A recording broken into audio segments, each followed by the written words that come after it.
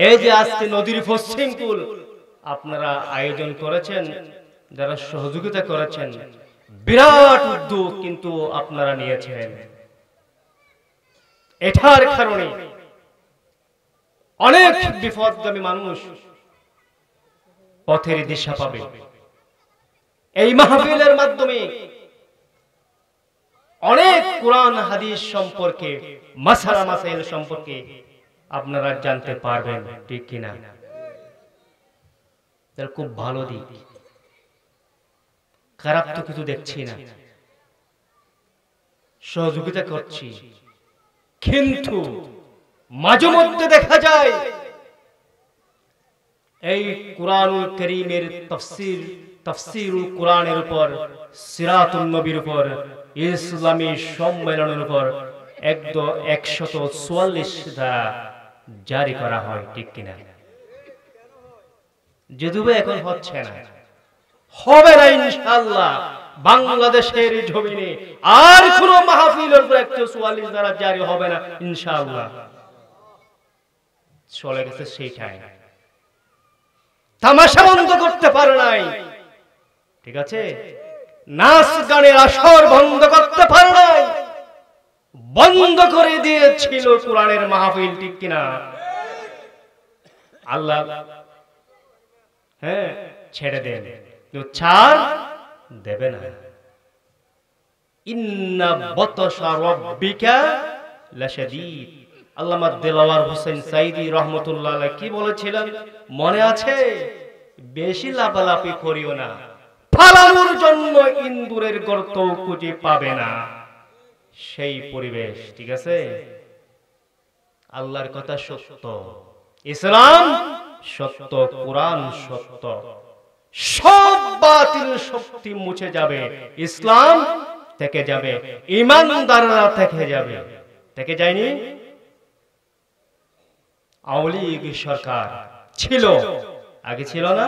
5 আগস্টের আগে 2024 এখন আছে, সামনেও থাকবে, থাকবে না ইনশাআল্লাহ। গজব এসেছে, শত শত না, হাজার হাজার নিরীহ ছাত্রছাত্রী, ওলামায়ে কেরাম, সাধারণ মানুষকে হত্যা করেছে। তার শাস্তি কি পাবে না? একালেও পাবে, পরকালেও পাবে।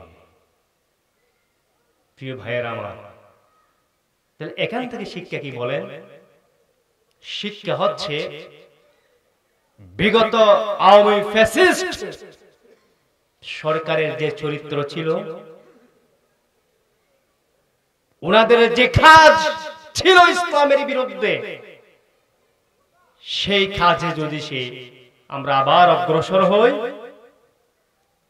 হয়তো তাদের মতো শোচনীয় পরাজয় যারা করবে তাদেরও হতে পারে।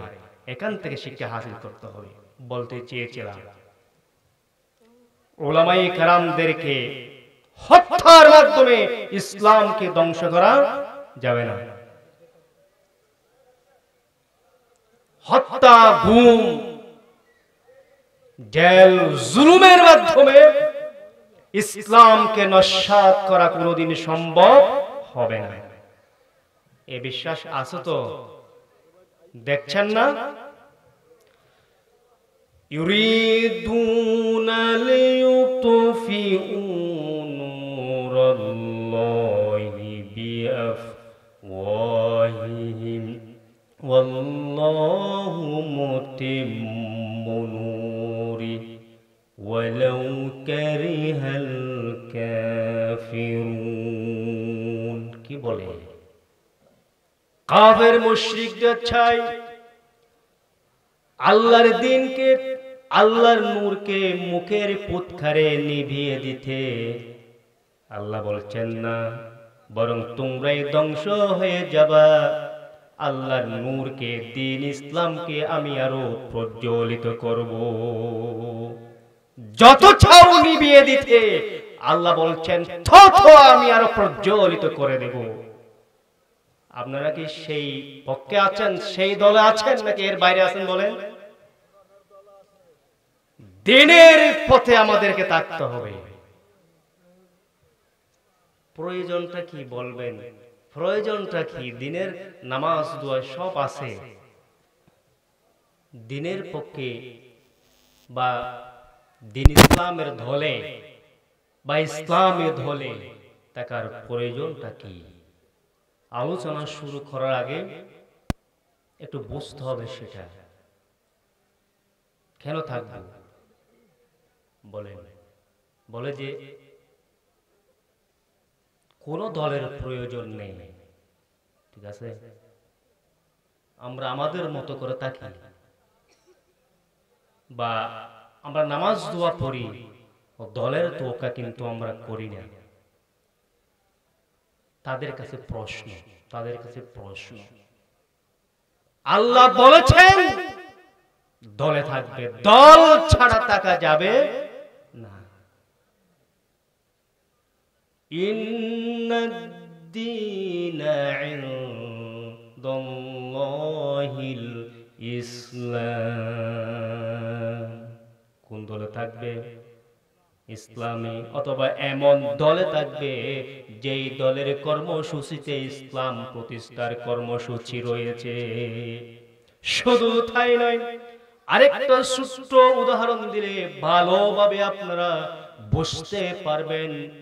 মানুষ যখন মারা যাবে তিনটা প্রশ্ন করবে, মান রাব্বুকা ওয়া মা দীনুকা ওয়া মান নাবিয়ুকা।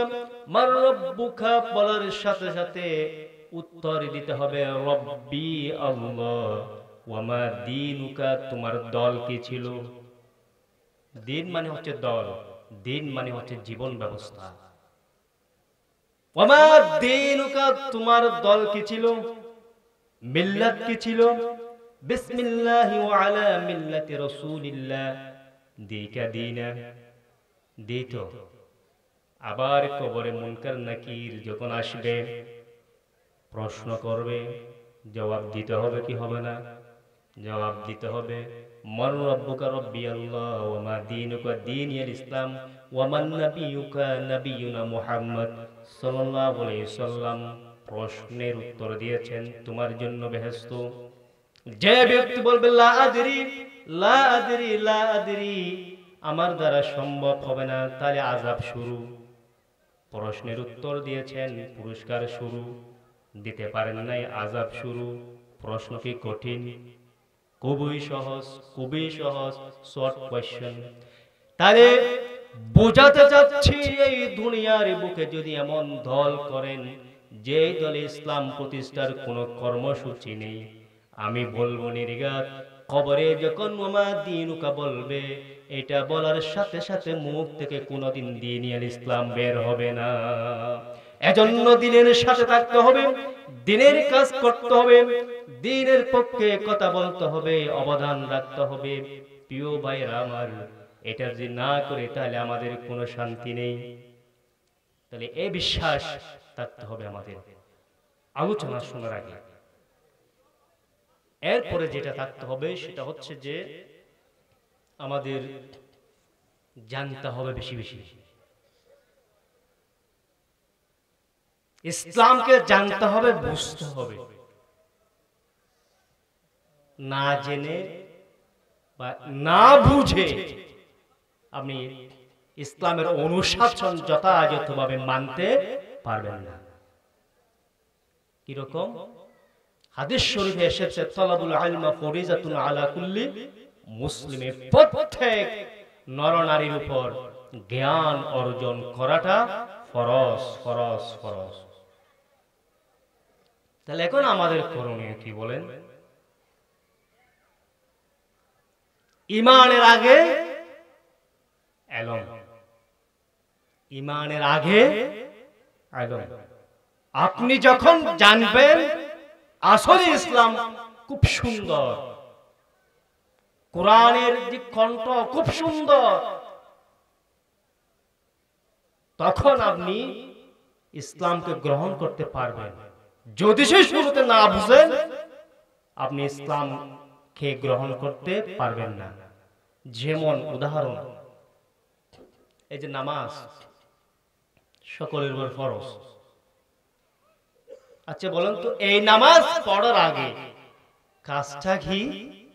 উযু করতে হবে আপনাকে। উযু করতে হবে না? উযু কিভাবে করতে হয় সেইগুলো যদি আপনি না জানেন, নামাজ হবে? আচ্ছা, উযু করছেন, ঠিক আছে, এখন নামাজ পড়বেন কিছুক্ষণ পরে। এখন আপনার কাজটা কি বলেন তো? উযু করছেন, নামাজ পড়তে হবে, কাজটা কি? কি জেনে আপনাকে নামাজে দাঁড়াতে হবে? সূরা কেরাত, সূরাতুল ফাতিহা জানতে হবে, ইখলাস জানতে হবে, যে কুরাইশ তেলাওয়াত করলাম কুরাইশ জানতে হবে, তখনই হচ্ছে কি নামাজ। এবার বুঝেন ভালো করে, আগে মুখস্থ করতে হবে সূরা কেরাত, মাসালা মাসাইল আগে জানতে হবে, তারপরে কি নামাজ। কেরাত জানেন না, মাসালা মাসাইল জানেন না, নামাজ হবে? এজন্য সর্বপ্রথম হচ্ছে জ্ঞানকে অর্জন করতে হবে। ইকরা বিসমি রাব্বিকাল্লাযী খালাক। কোন সূরায় বলেন? সূরাতুল আলাক। এটা কত নম্বর আয়াত? পবিত্র কুরআনুল কারীমের আয়াত শুরু হয়েছে এই আয়াত দিয়ে, ইকরা বিসমি রাব্বিকাল্লাযী খালাক। সর্বপ্রথম আল্লাহ রাসূলের উপর হেরা গুহায় পবিত্র কুরআনের এই আয়াতটি নাযিল করেছেন মুহাম্মদ সাল্লাল্লাহু আলাইহি সাল্লামের উপর। সূরাতুল আলাকের এই প্রথম নম্বর আয়াত, একসাথে 5টি আয়াত আল্লাহ রাব্বুল আলামিন ওই দিনে সবে কদরে নাযিল করেছিলেন। এখানে কি বলছেন? ইকরা, পড়ো পড়ো পড়ো, ঠিক আছে? বিসমি রাব্বিকাল্লাযী খালাক, যিনি তোমাকে সৃষ্টি করেছেন সেই রবের নামে পড়ো। সে রবকে চিনো, সে রবকে মানার জ্ঞান, চিনার জ্ঞান তুমি অর্জন করবে। এবার আমরা যারা আছি, আমাদের প্রথম কাজ হবে, আমাদের ছোট যারা আছে তাদেরকে কি শেখাবো? কোরআন শেখাবো, হাদিস শেখাবো, মক্তবে পাঠাবো, নুরানিতে পাঠাবো, মসজিদে পাঠাবো।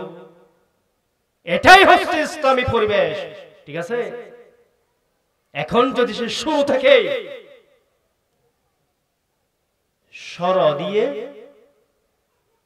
অজগর পড়ান হবে না, সরাইয়া দিয়ে আফেল পড়ান হবে না। শুরুতেই সর দিয়ে আপনার ছেলে মেয়ে সন্তানকে জানতে হবে ওযু, ওযু করতে হবে। সরাইয়া দিয়ে আযান, সরাইয়া দিয়ে আল্লাহ, এই জিনিসটি আপনাকে শিখাতে হবে। তাহলে যে জ্ঞান আমাদেরকে অর্জন করতে হবে।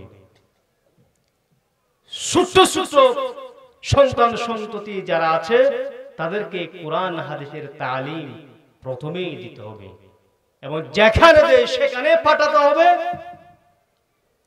আর এই শিক্ষা করার স্থান মাদ্রাসা, মসজিদ আমাদেরকে বিপুল হারে গড়ে তুলতে হবে। পারবো না ইনশাআল্লাহ? তুলতে পারি নাই। মক্তব, মসজিদ যেখানে আছে সেখানে আরো ভিত্তি স্ট্রং করার জন্য পরামর্শ দেব, সহযোগিতা করব ইনশাআল্লাহ। প্রিয় ভাইয়েরা, তাহলে আমার যে সূরাতুল কুরাইশ আপনাদের সামনে তেলাওয়াত করেছি সে সম্পর্কে আলোচনা করব সংক্ষেপে ইনশাআল্লাহ।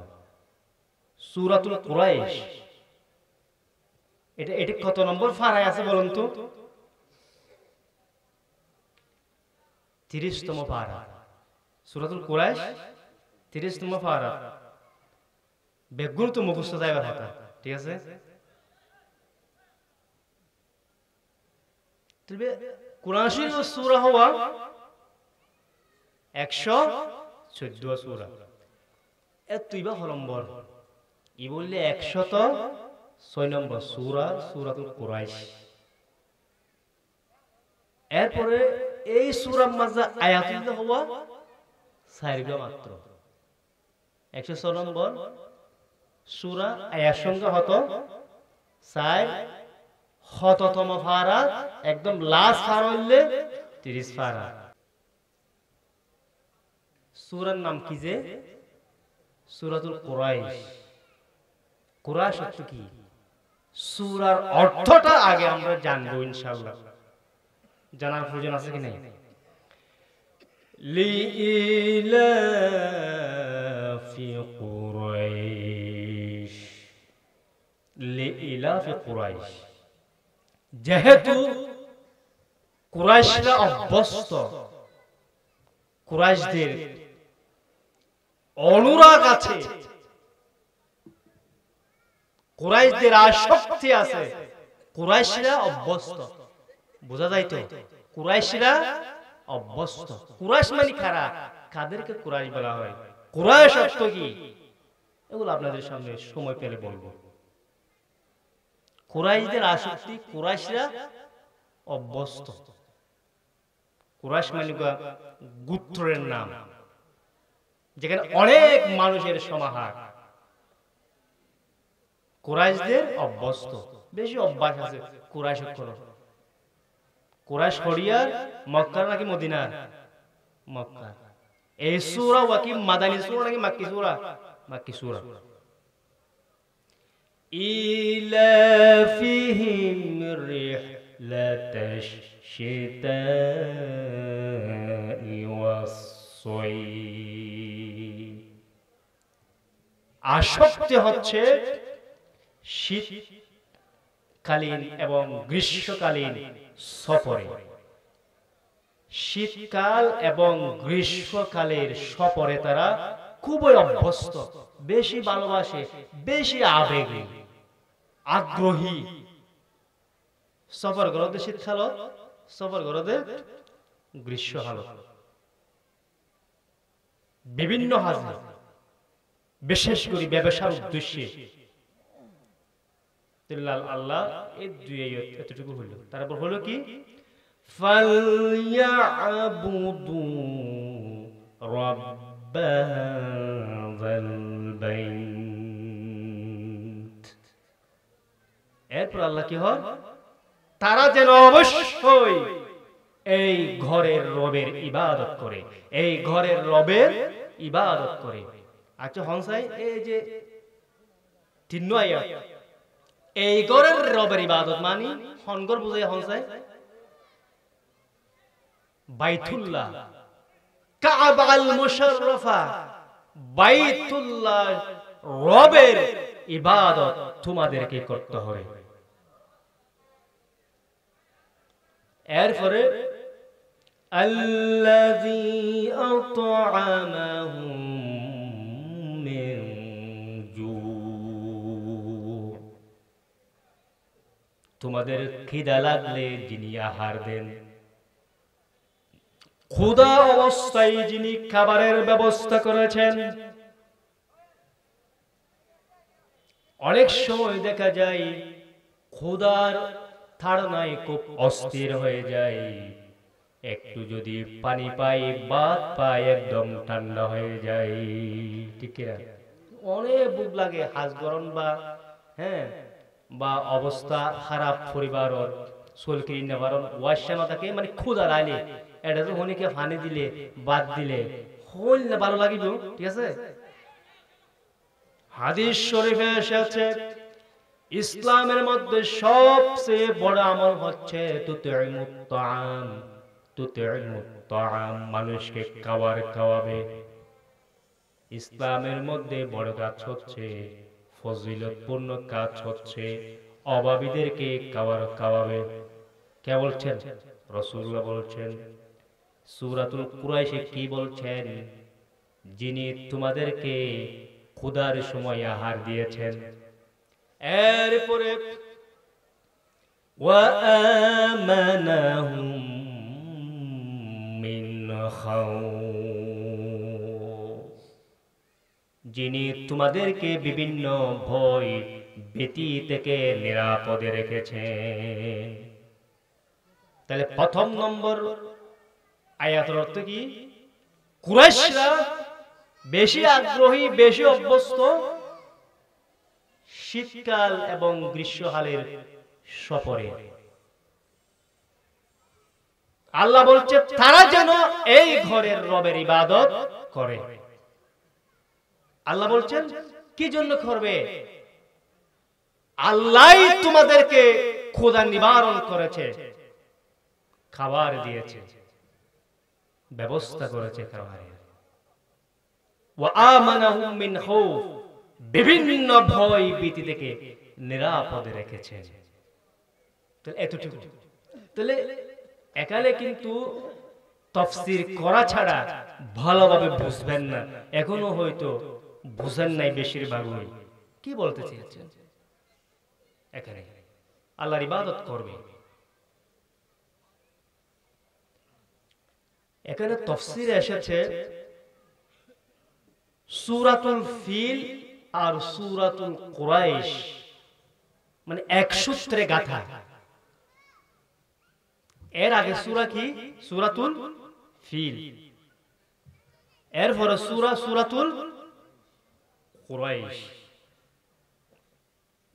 অনেক মুফাসসিরিন ইকরাম মুনেশিরা বলেছেন সূরাতুল ফিল আর কুরাইশ একই। অনেকেই নাকি আগে বিসমিল্লাহ ছাড়া এই দুটি সূরা একসাথে কি করেছেন? তেলাওয়াত করেছেন। তার মানে একটার সাথে আরেকটার কি রয়েছে? নিবিড় সম্পর্ক রয়েছে।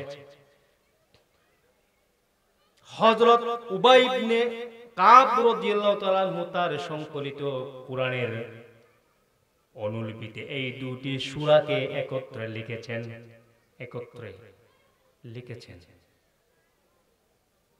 তাহলে এখানে কি মানে মেইন কথাটা কি? প্রথমে আসি আমরা এই যে কুরাইশ, এই সূরার নাম কুরাইশ কেন নামকরণ করেছেন?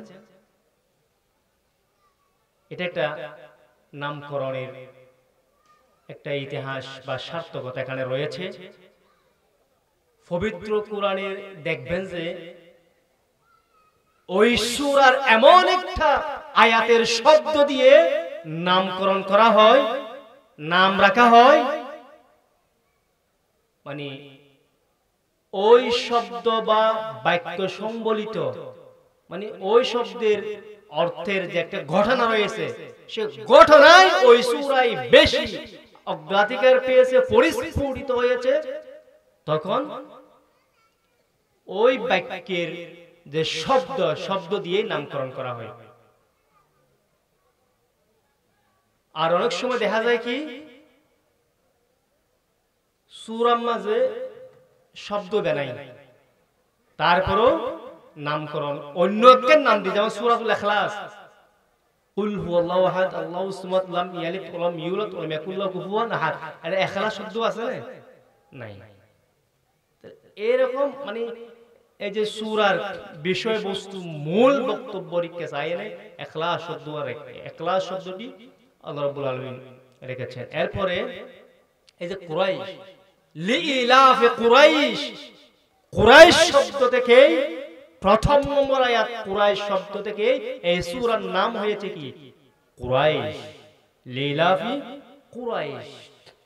এবার আসি কুরাইশ শব্দের অর্থ কি? কুরাইশ শব্দের অর্থ কি? কুরাইশ শব্দের এখানে তাফসীরে এসেছে তিনটি অর্থ এসেছে। একটা হচ্ছে একত্র করা, একত্রিত করা। 2 নম্বর অর্থ অন্বেষণ করা। 3 নম্বর অর্থ ভীমকাই, যে জলজ প্রাণীর নাম, যেগুলি সমস্ত প্রাণীকে কে ফেলতে পারে বা সমস্ত প্রাণীর উপর কর্তৃত্ব দেয়। ভীমকাই জলজ প্রাণী, এক ধরনের প্রাণী যেগুলি সমস্ত প্রাণীর উপর কর্তৃত্ব দেয়। কুরাইশ শব্দের অর্থ। কুরাইশ শব্দের দ্বিতীয় অর্থ অন্বেষণ করা। কুরাইশ শব্দের প্রথম যে অর্থ সেটা হচ্ছে একত্রিত করা। দেখেন কুরাইশ শব্দের অর্থ কিভাবে, কি জন্য আল্লাহ এখানে রেখেছেন। এর আগে কুরাইশ ছিল না। এর আগে এই মক্কার ভিতরে একটা জাতি ছিল, সেটা হচ্ছে হিমিয়ারি গোত্র। হিমিয়ারি গোত্র। এরপরেই কুরাইশ গোত্রের আবির্ভাব। হিমিয়ারি গোত্র যারা ছিল তারা প্রচন্ড আল্লাহর নাফরমানি করেছিল, তাদেরকে ধ্বংস করে দিয়েছিল। তাদের উত্থান হয়নি, আল্লাহ পতন করে দিয়েছিলেন। তাদের বদলে আল্লাহ রাব্বুল আলামিন এই কুরাইশকে সম্মানিত করেছেন। তাহলে দেখেন, এই কুরাইশ এটা হচ্ছে নবী করিম সাল্লাল্লাহু আলাইহি সাল্লামের একদম প্রপিতামহ। আব্দুল মুত্তলিবের বাপ, রাসূলের দাদা আব্দুল মুত্তলিব, আব্দুল মুত্তলিবের বাপ, রাসূলের প্রপিতামহ কুসাই ইবনে কিলাব। কুসাই ইবনে কিলাব নামক ওই ব্যক্তিটি, দেখেন কুসাই ইবনে কিলাব ওই ব্যক্তিটি কাবার আরবের চতুষ্পার্শ্বে হিজাজে বিচ্ছিন্নভাবে মানুষেরা বসবাস করত ওই সময়। কুসাই ইবনে কিলাব একজন একজন এনে এনে আরবের ভিতরে একত্রিত করলেন। আরবের ভিতরে একত্রিত করলেন কুসাই ইবনে কিলাব। সারা দিয়ে বিচ্ছিন্ন বিক্ষিপ্ত ভাবে হিজাজে আরবের চতুষ্পার্শ্বে যারা ছিল তারা এখানে চলে এসেছে। এখানে তার মানে মক্কাতে আগে তেমন বেশি ভালো অবস্থান ছিল না, অনুর্বর জায়গা ছিল আগে মক্কাতে, জনমানবহীন এলাকা ছিল। কিরকম? ইব্রাহিম আলাইহিস সালাম দোয়া করেছিলেন, রব্বানা ইন্নী আসকানতু মিন যুররিয়াতি বিওয়াদিন গায়রি ذي زرع عند بيتك المحرم ربنا ليقيموا الصلاة فاجعل أفئدة من الناس تهوي إليهم। ইব্রাহিম আলাইহিস সালাম দোয়া করেছিলেন, ইয়া বারি তাআলা, আমার পরিবারের পরিজনকে একটা অনুর্বর জায়গাতে রেখে আসলাম, আপনি দয়া করে তাদের উপর রহমত নাযিল করুন, রিজিক দেন।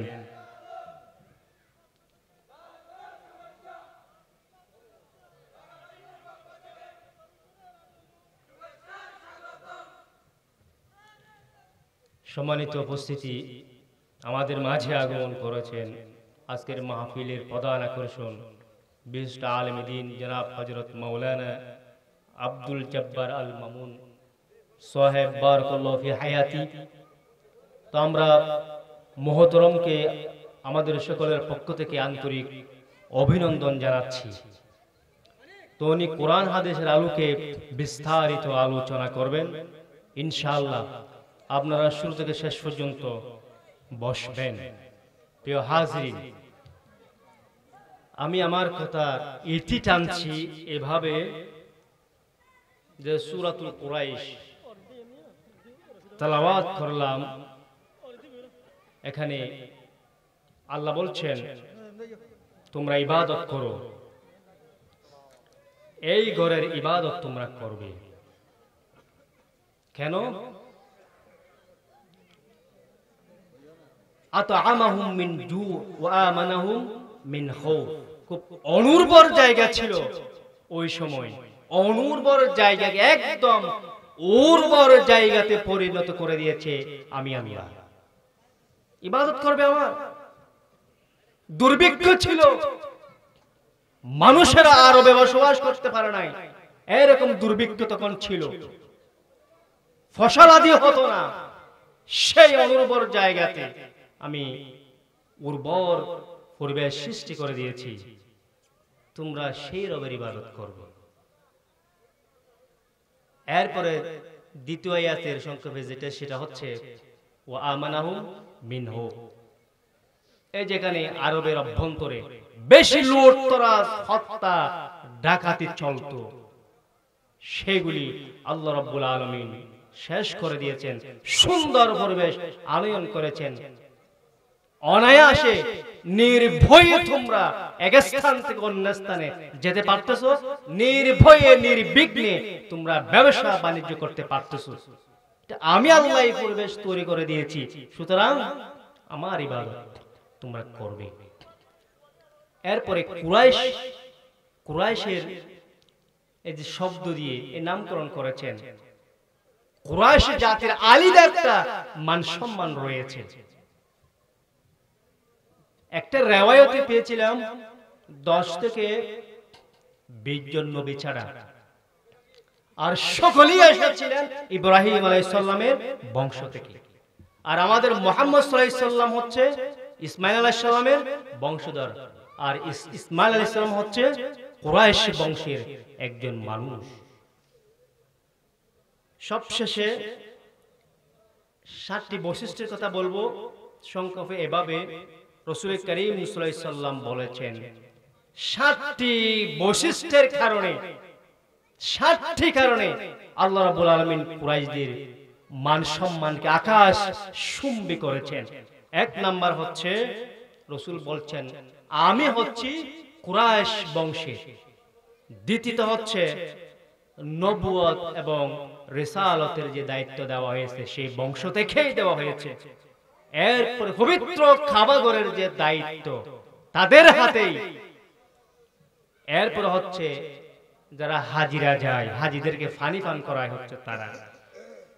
তারপর হচ্ছে ওই ভূমিতে হস্তি বাহিনীদের উপর আল্লাহ রাব্বুল আলামিন বিজয় দান করেছিলেন, অথচ হস্তি বাহিনীকে বেশি বই করেছিল ওই আরবের জনগণ। আল্লাহ বিজয় দান করেছেন। এরপর হচ্ছে যে 10 বছর কাল পর্যন্ত কুরাইশরা ছাড়া অন্য কেউ আল্লাহর ইবাদত করে নাই। এরপরে কুরাইশদের জন্য আল্লাহ রাব্বুল আলামিন একটা আলাদা সূরা নাযিল করেছেন। এই 7টি কারণে কুরাইশরা ধন্য এবং তাদের মান সম্মান হচ্ছে যে অনেক। তো প্রিয় উপস্থিতি, শুরু থেকে এই পর্যন্ত যা আলোচনা করেছি আল্লাহ রাব্বুল আলামিন স্মরণ রাখার এবং আমল করার তৌফিক দান করুন। আমিন। ওয়া আখিরু দাওয়ানা আলহামদুলিল্লাহি রাব্বিল আলামিন। আসসালামু আলাইকুম ওয়া রাহমাতুল্লাহ।